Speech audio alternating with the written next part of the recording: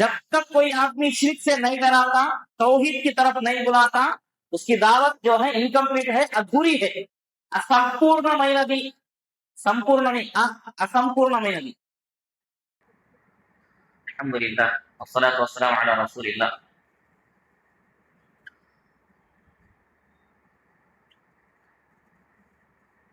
قال تعالی انه من يشرك بالله فقد حرم الله عليه الجنة، وفي آية فلا وربك لا يؤمنون حتى يحكموك فيما شجر بينهم ثم لا يجدوا في أنفسهم حرجا مما قضيت ويسلموا تسلیما۔ محترم حاضرین، سورہ نساء کی تلاوت کی گئی، اس میں سے کئی سارے احکام آتا ہے۔ سورہ نساء میں کئی سارے احکام، نساء بولے تو عورت جمع، امرأۃ واحد۔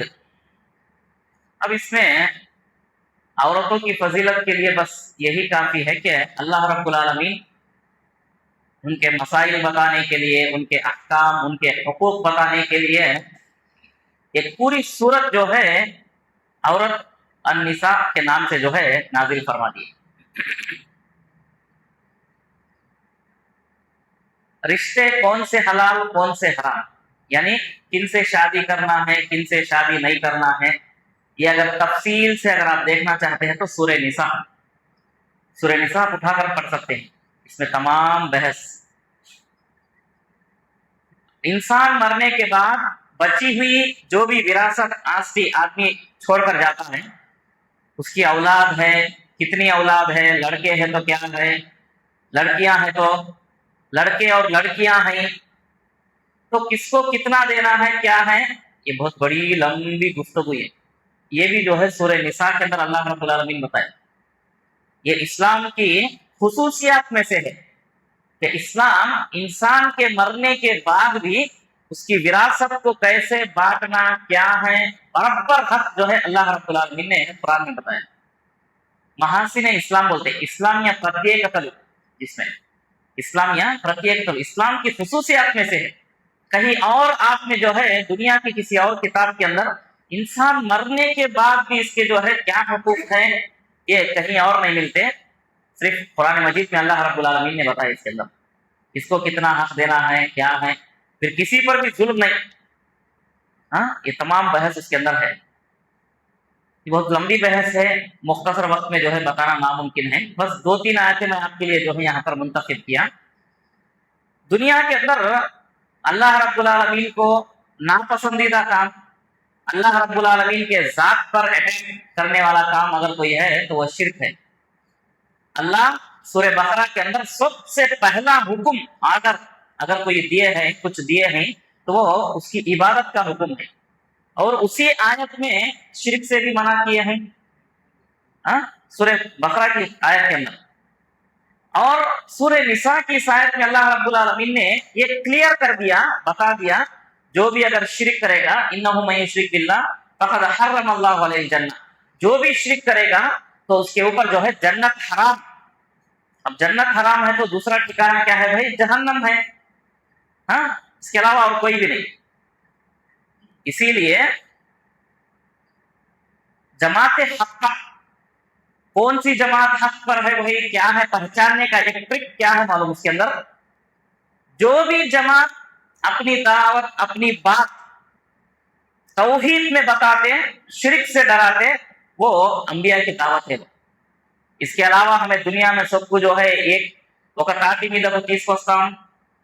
دنیا میں سب لوگوں کو ہمیں جو ہے ملانا چاہتے ہیں، اتحاد میں لے کر چاہنا چاہتے ہیں، بولتے نا، یہ پورے منادہ جو ہے ناقص ہے، انکمپلیٹ ہے پورے۔ جب تک توحید لے کر آ کر لوگوں کو جمع نہیں تھے اور توحید سے دعوت نہیں شروع ہوتی، وہ جماعت حق اوپر ہو ہی نہیں سکتی۔ نبیوں کا کام رہا بھئی ہے، جب تک کوئی آدمی شرک سے نہیں ڈراتا، توحید کی طرف نہیں بلاتا، اس کی دعوت جو ہے انکمپلیٹ ہے، ادھوری ہے، اسمپورنمینی، اسمپورنمینی۔ کیوں؟ اسی سے بھئی حق و باطل کلیئر ہوتا ہے۔ بعض لوگ کیا بولتے معلوم؟ پہلے نماز کو بلائے تو نماز سیدھی ہوگی تو سب اس کا سیدھا ہو جاتا، دین بولتے۔ کہاں ہوا بھائی؟ کئی سارے لوگ آتے ہیں زندگی بھر نماز پڑھتے پڑھتے چلے جاتے ہیں، توحید معلوم نہیں، شرک کیا ہے نہیں معلوم، کیا کرنے سے انسان اسلام کے دائرے سے باہر ایگزٹ ایک دم اسلام سے باہر چلے جاتا نہیں معلوم، گناہوں میں بڑے بڑے گناہ بدعت کیا ہے نہیں معلوم، ادھر نماز بھی پڑھ رہے، شرک بھی کر رہے، نماز بھی پڑھ رہے، ادھر بدعت بھی کر رہے، سب کچھ کر رہے، اس سے جو ہے خالص اسلام کی دعوت نہیں جاتی۔ اسی لیے سب سے پہلی دعوت کیا تھی بھائی؟ رسول اللہ صلی اللہ علیہ وسلم کی توحید کی دعوت، سب سے پہلے آدر بھی قرآن میں توحید کا دیا گیا اور منع بھی جو ہے شرک سے کیا گیا۔ کیوں بھائی؟ یہ ڈائریکٹ اللہ رب العالمین کے ذات پر اٹیک ہے۔ ہندوستان میں کیا ہوا؟ جتنے بھی یہ حکومت ہندوستان میں جو چلی ہیں 800 سال تک جو بھی حکومت چلی، توحید پر کام کرے تو مساجد و مدارس توحید کے قلعے بن جاتے تھے۔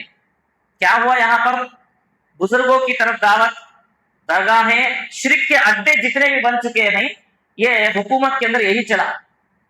توحید کی دعوت رہتی تو مکہ مدینہ میں کہیں پر بھی خبر ایک بالغ سے زیادہ نظر آتی ہے کیا؟ کیا بھائی؟ نہیں ہے۔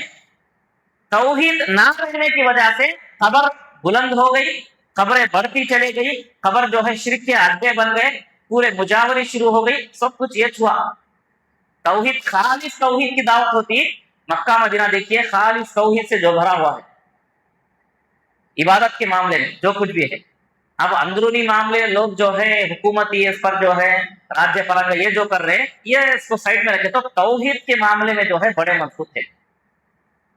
تو مسئلہ جو ہے اللہ رب العالمین یہاں پر کلیئر بتا دیا، جو بھی اگر شرک پر مرتا جنت حرام، یہ سورہ نساء کے اندر بتایا اللہ رب العالمین نے۔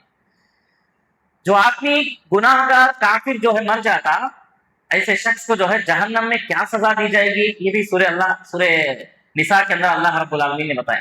کہا کلما نضجت جلودہم بدلناہم جلودا لیذوقوا العذاب، بولے کیوں آدمی کو جہنم میں ڈالنے کے بعد یہ جو چمڑی ہے نا، اس کو جلا کر راکھ کر دیں گے، یہ جلنے کے بعد پھر ایک اور چمڑی جو ہے اللہ رب العالمین اس پر ایک کریں، کیوں بھائی؟ کہا آخر میں لیذوقوا العذاب، بولے انسان کو مستقل جو ہے یہ عذاب ہوتا رہے، یہ جو چمڑی ہے نا اسی میں ہے سب کچھ، سوئی چباؤ آپ جلاؤ یہ رہنا تک ہی ہے، یہ جل گیا نا تو انسان کو جو ہے سینس ختم ہو جاتا، اسی لیے اللہ رب العالمین جو ہے مستقل اس کو ہم بدلاتے رہیں گے۔ بولے مسند احمد میں حدیث کے اندر اللہ کے نبی صلی اللہ علیہ وسلم نے کہا کہ جہنم میں کئی طرح کے عذاب ہے، اس میں سے ایک عذاب یہ ہے کہ انسان کے جسم کی جو بھی اعضاء ابویالو ہے نا، یہ جو ہے پہاڑوں کے مانی بڑے بڑے ہو جائیں گے۔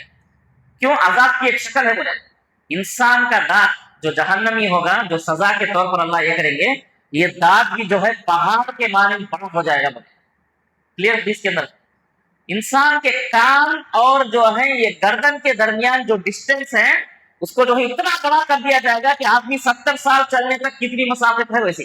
اب کیا حساب سے ہے بھائی؟ یہ اللہ رب العالمین کی قدرت ہے، عذاب دینا چاہیں تو اللہ جس طریقے سے بھی دیں گے۔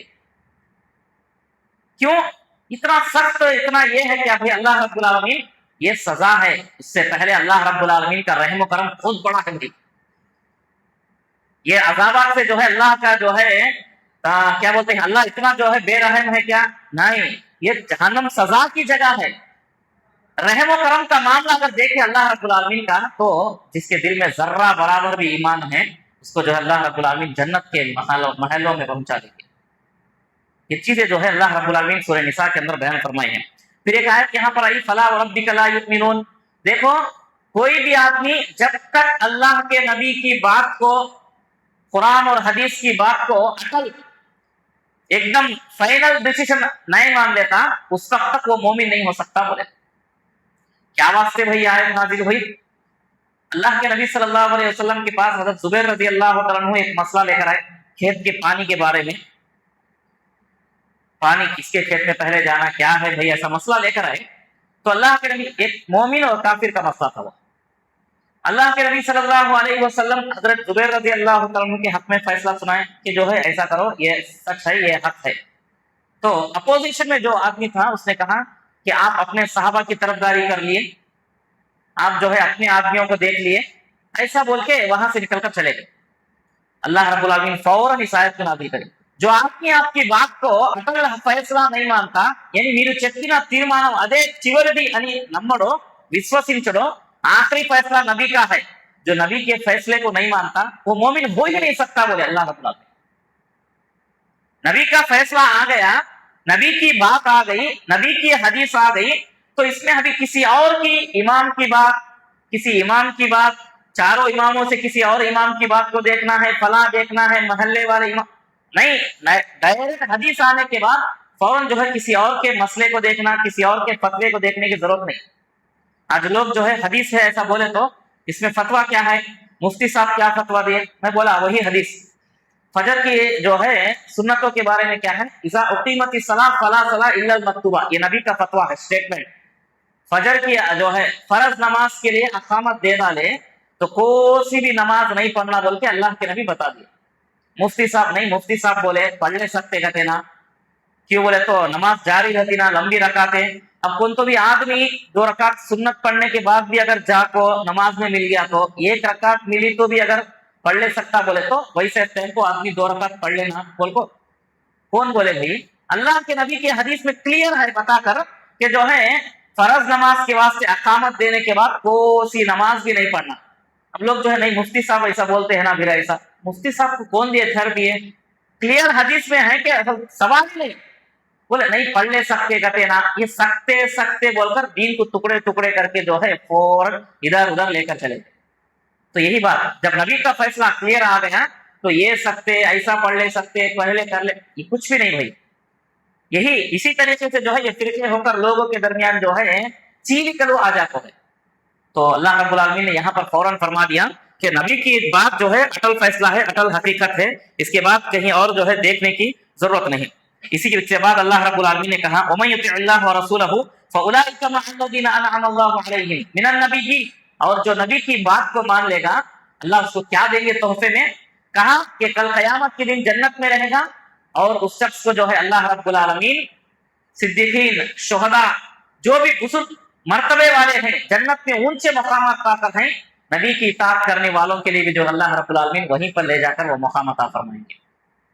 तो सूरह निसा की ये 3 आयतें थी, मुख्तलिफ जगहों से मैं लेकर आपके सामने पेश किया हूँ, और भी बातें इंशाअल्लाह आती रहेंगी। अल्लाह ताला हम तमाम को सुनने, समझने, अमल करने की तौफीक अता फरमाए, आमीन।